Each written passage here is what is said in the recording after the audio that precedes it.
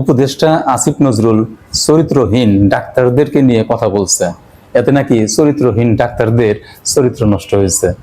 যাদের চরিত্র নাই তাদের চরিত্র নষ্ট হয় কি করে? কোন সব ডাক্তারের চরিত্র নষ্ট কি করে বুঝবেন? দেখবেন যেসব ডাক্তারের চেম্বারের সামনে ওষুধ কোম্পানির রিপ্রেজেন্টরা লাইন ধরে দাঁড়ায় আছে, বুঝবেন সেই ডাক্তারের ভিতরে যে ডাক্তার বসা আছে সেই ডাক্তারের চরিত্র নাই। এই বেশিরভাগ ডাক্তার এরকমই। তাহলে আপনি কি করবেন? যেটা আমি করি, আপনি ডাক্তার যখন প্রেসক্রিপশন লিখে তখন তাকে বলতে পারেন যে ভাই ডাক্তার সাহেব, তুমি জেনেটিক নাম লেখো, ওষুধ কোম্পানির নাম লেখো না। তাহলে আপনি ওই ফার্মাসিতে যাবেন যে সবচেয়ে কম দাম কোন কোম্পানির ওষুধটা আছে এই জেনেটিক নামে, সেটা নেবেন। তাহলে দেখবেন ওই ওষুধ কোম্পানিগুলা প্রতিযোগিতায় লাগবে যে কে সবচেয়ে কম দামে দিতে পারে একই জেনেটিক ওষুধের।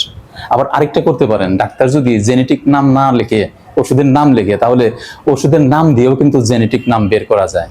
আপনি জেনেটিক নামকে ধরে একই জেনেটিক নামের বিভিন্ন কোম্পানির ওষুধ আছে, খুঁজে বের করবেন সবচেয়ে কম দাম কোনটা। আরেকটা কাজ ওরা করে, সেটা হলো ভিটামিনের নামে আমাদেরকে আটা খাওয়ায়। বাংলাদেশ কিন্তু ভিটামিন ওষুধে স্বয়ং সম্পূর্ণ। ওরা বলে এটা ফ্রান্স থেকে, এটা জাপান থেকে, এটা ইংল্যান্ড থেকে, কানাডার থেকে আসছে এই ভিটামিন ট্যাবলেট। এক একটা ট্যাবলেট আপনাকে 60-70 টাকা করে খাওয়াবে, কিন্তু 1 টাকা দামের আটার ট্যাবলেট বা ক্যাপসুল আপনাকে খাওয়াবে। ভিটামিন যখন লিখবে তখন বলবেন আমাদের দেশের যে ভিটামিন আছে সেটা ভিটামিনের নাম লেখো, ওই ওষুধের নাম লেখো না। ওরা যে ওষুধ লিখবে দেখবেন গুগলে সার্চ করে দেখবেন সেটা নাই।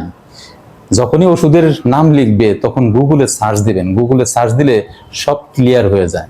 একটু যদি আমরা সচেতন হই তাহলে এই ডাক্তাররা আর খারাপ কাজ করতে পারে না।